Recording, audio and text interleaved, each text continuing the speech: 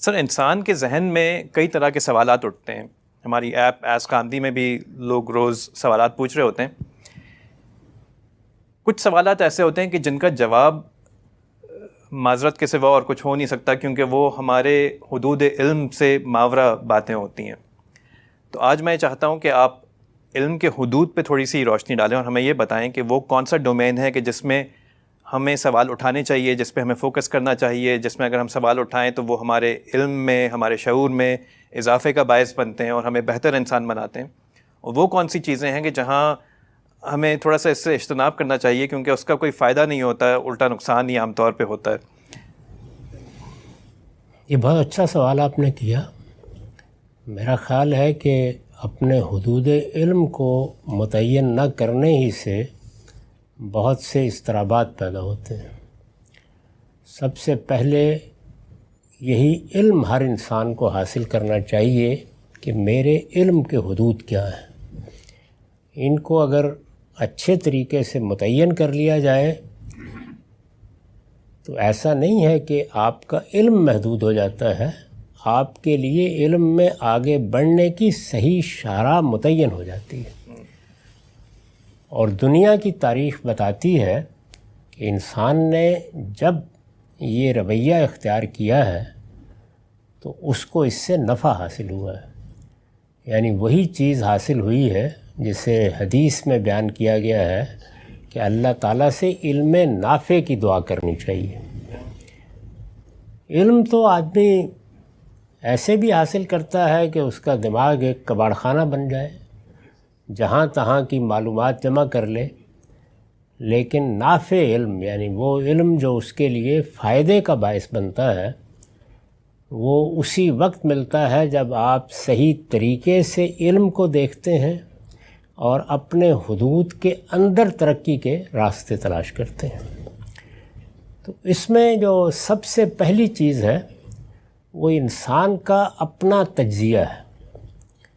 یعنی ہمارے پاس علم کے کیا ذرائع ہیں؟ جی، لامحدود ذرائع تو ہم لے کے نہیں آئے. پہلے ہی مرحلے پر ہمیں یہ معلوم ہو جاتا ہے کہ ہمیں جو حواس دیے گئے ہیں وہی ہیں جن سے ہم اپنے ظاہر و باطن سے اپنا تعلق پیدا کر سکتے ہیں. تو ان میں اگر آپ دیکھیے تو ایک تو ہمارے ظاہری حواس ہیں. یہ ظاہری حواس ہمیں باہر کی دنیا سے متعلق کرتے ہیں. ہم دیکھتے ہیں، سنتے ہیں، چیزوں کو چھوتے ہیں، محسوس کرتے ہیں. اسی طرح سے ہمارے باطنی حواس ہیں. باطنی حواس میں ہمارے باطن کی شخصیت ہمارے مشاہدے میں آتی ہے. یعنی وہ حادثہ اخلاقی ہے جو ہمیں بتاتا ہے کہ ہمارے اندر خوب و ناخوب کا ایک شعور ہے.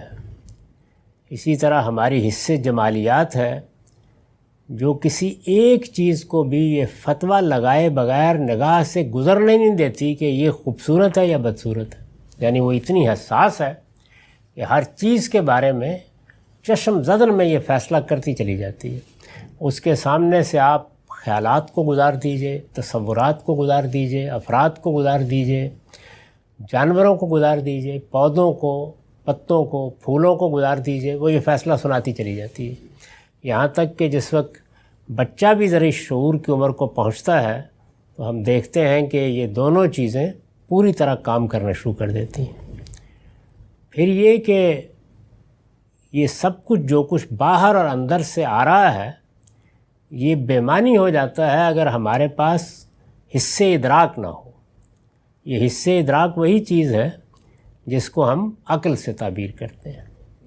یہ بھی ایک حص ہے کہ جو معلومات آتی ہیں وہ ان معلومات کو قبول بھی کرتی ہے، ان کا تجزیہ بھی کرتی ہے، انہیں معنی خیز بھی بناتی ہے اور ان کے باہمی ربط کے نتیجے میں آگے نتائج نکالنا شروع کر دیتی.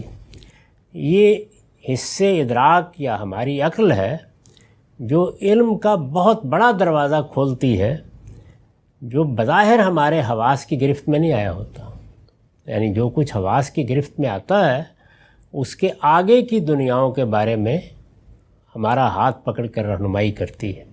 اس کو استنباطی علم کہا جاتا ہے. یعنی وہ علم جو ہمیں انفرنس سے حاصل ہوتا ہے جس میں ہم جو چیزیں مشاہدہ کرتے ہیں ان کے لوازم کی حیثیت سے بعض چیزوں کو جان لیتے ہیں۔ تو اگر یہ تمام پہلو انسان کی نگاہ میں ہوں اور ان کو وہ صحیح طریقے سے استعمال کرے تو اس کی تگ و دو کا ہدف کیا ہونا چاہیے؟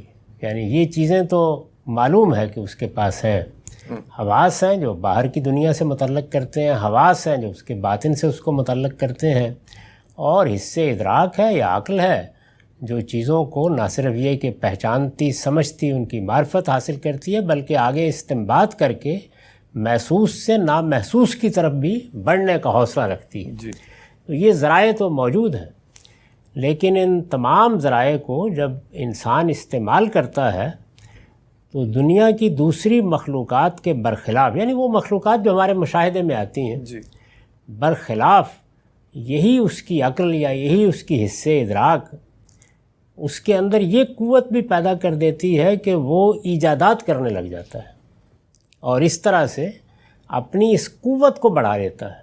یعنی اس وقت آپ اگر دیکھیں تو سائنسی تحقیقات نے ہمارے سامنے جو نئی دنیا پیدا کر دی ہے وہ انسان کی اسی صلاحیت سے پیدا ہوئی ہے۔ تو اس سے واضح ہوا کہ ہماری تمام تر توجہات کا مرکز یہی چیزیں رہنی چاہیے۔ یعنی ہم اپنے حواس کی قوت کو بڑھانے کے طریقے سوچیں، جس حد تک بھی بڑھا سکتے ہیں۔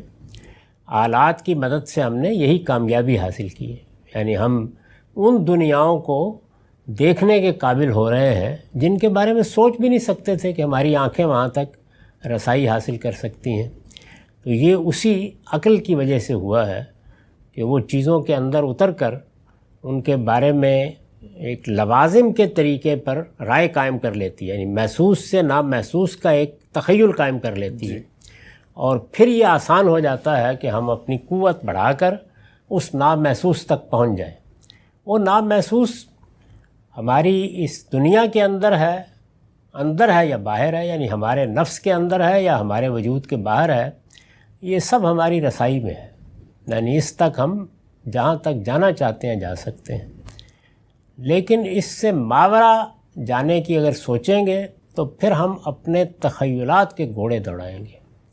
وہ ایک خطرناک دنیا ہے، اس سے حظ اٹھایا جا سکتا ہے، اس کی بنیاد پر آپ ناول افسانہ لکھ سکتے ہیں، لیکن وہ حقائق سے دور لے جانے کا باعث بنتا ہے۔ چنانچہ افلاطون کا عالم مثال ہو یا نو افلاطونی فلسفے کے تنزلات ہوں، یہی بتاتے ہیں کہ انسان نے یہ راہ اختیار کر کے کچھ نہیں پایا، لیکن جیسے ہی وہ یہ دنیا جو میں نے آپ کو بتائی ہے ظاہر کی اور باطن کی، اس کو استعمال کرتا اور اس کی قوت بڑھانے کے بارے میں آگے بڑھتا ہے تو نئی چیزیں اس کے سامنے نکلنا شروع ہو جاتی ہیں۔ در حقیقت یہی وہ سبق تھا جو دیکارت نے دیا تھا کہ ہم ان دونوں دنیاؤں کو، ایک جو ہمارے حواس سے ماورا ہے اور ایک جو اس کے اندر ہے، الگ الگ کر کے رکھیں تو ہماری تگ و دو برابر ہوگی، اور یہ پیشین گوئی حرف بحرف پوری ہوئی، یعنی وہ برابر ہو گئی ہے۔ چنانچہ ہمارے علم کا یہی دائرہ ہونا چاہیے، یعنی وہ چیزیں جو اس سے ماورا ہیں ان کے بارے میں اللہ تعالیٰ نے اپنے پیغمبروں کے ذریعے سے رہنمائی کر دی ہے، اس رہنمائی کو علم و عقل کی روشنی میں جانچ لیں، پرکھ لیں، لیکن وہی رہنمائی ہے جو پچھلی 5000 سال کی علم کی تاریخ بتاتی ہے کہ انسان کے لیے صحیح رہنمائی ہے۔ باقی اس دنیا کو آپ کے لیے کھول دیا گیا ہے، آپ اس کے حقائق دریافت کریں، اس میں اندر اتریں، اس کے ذرے کا دل چیریں، جہاں تک جانا چاہتے ہیں جائیں، اس میں آسمان کی وسعتیں منتظر ہیں، لیکن ما بعد طبیعت کی دنیا میں اللہ کے پیغمبروں کا دامن پکڑ کر کھڑے رہیں۔ تو یہ حد ہے، اگر اس کا صحیح التزام کر لیا جائے تو انسان بڑا نافع علم حاصل کر سکتا ہے۔ بہت شکریہ سر، آپ نے بڑی اچھی طریقے سے اس بات کو ایکسپلین کیا۔